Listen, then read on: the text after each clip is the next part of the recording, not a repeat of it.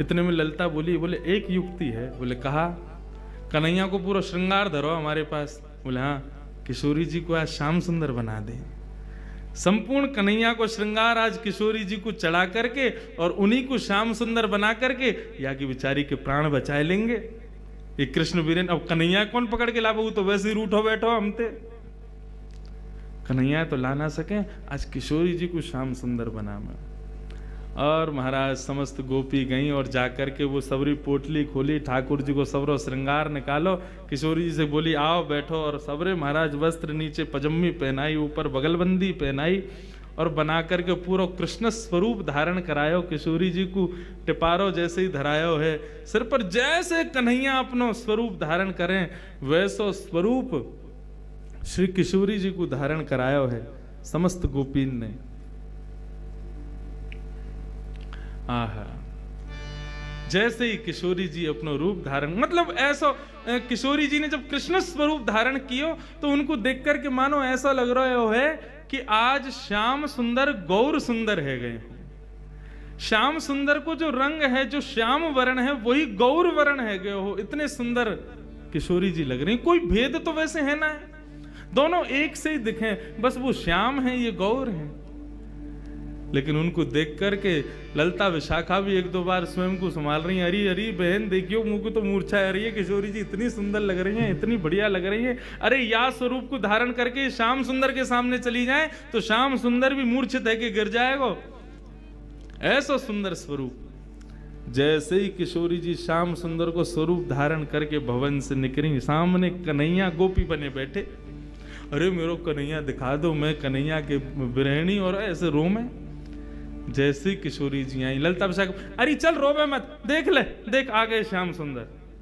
जैसे ही श्याम सुंदर ने किशोरी जी को अपने भेष में देखो, आहा, नृत्य करने लगे। कृष्ण दरस सोवट की ग्वालिनी, कृष्ण दरस सोवट की ग्वालिनी। ग्वालिनी विरह से कातर होकर के चारों तरफ नृत्य कर रही है। अरे श्याम सुंदर, अरे नंद नंदन, अरे यशोदा नंदन, अरे ब्रज उर चंदन, मैं तो तुम्हारे दरस के काजे कब से भटक रही हूं, मेरे प्राण कर जाएंगे। कन्हैया आके मुंह को हृदय से लगाए लो। ऐसा कहकर के जब विरह भाव में आई वह गोपी, कृष्ण रूपी गोपी, इतने में किशोरी जी दौड़ करके गई और जाकर के वह गोपी को कृष्ण भाव से जैसे हृदय से लगाया। और ठाकुर जी बहुत देर तक तो हृदय से लगा करके रहे, लेकिन जैसे ही नेत्र खुले सामने ललिता विशाखा दिखी और ठाकुर जी को याद आ गया इनने जो बात कही थी कि तुम श्रृंगार लेके दिखाओ तो हम जाने तुम नंद नंदन के लाला हो, तुम यशोदा के लाला हो।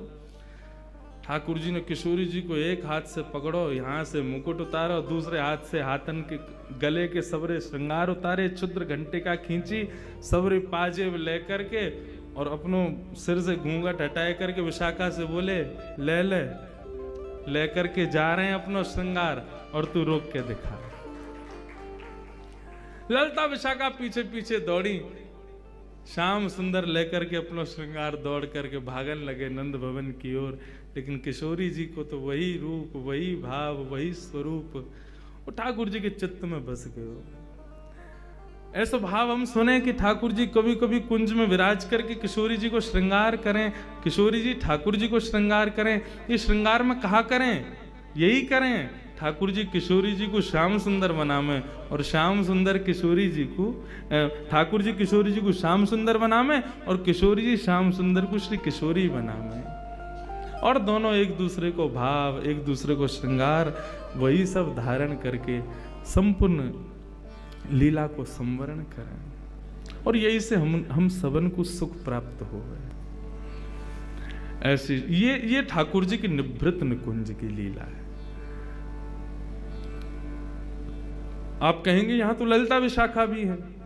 ललिता विशाखा बाह्य रूप से है, लेकिन किशोरी जी की मनोदशा और ठाकुर जी की मनोदशा जो है वो निभृत निकुंज की है। किशोरी जी के संग में ठाकुर जी कछु भी करें, लेकिन किशोरी जी वहां में उनके सुख को विचार करें, ठाकुर जी उनके सुख को विचार करें, यही निभृत निकुंज है। निभृत निकुंज में मानव हम प्रवेश कर नहीं सकते और करने का प्रयास करना भी नहीं चाहिए। निभृत निकुंज का तो केवल दूर से दर्शन हो जाए, उसका अनुभव हो जाए। ठाकुर जी कछु बतियाए हैं किशोरी जी से, आपको वो खुसुर पुसुर केवल अनुभव है जाए, बस वहां में ज्यादा प्रवेश को विचार मत करो। ठाकुर जी की कृपा है कि आपको यहां तक भी आने को अवसर मिल रहे हो है, लेकिन वहां के भीतर प्रवेश हमको मिले, वहां को भाव मत रखो। कुंज में रहें, निकुंज में रहें, परंतु निभृत निकुंज में तो केवल श्यामा श्याम रहें। वो उनके सुख को भाव है, वाह को विचार करो, और वही विचार से श्री किशोरी जी को, श्याम सुंदर को मनाओ।